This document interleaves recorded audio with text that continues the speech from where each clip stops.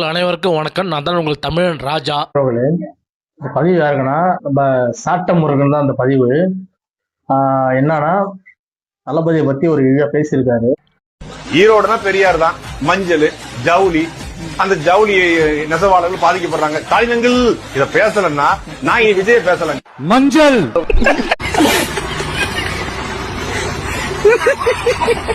சாட்ட நீ 100 ரூபா கொடுத்தா 200 ரூபாய்க்கு பேசுவ.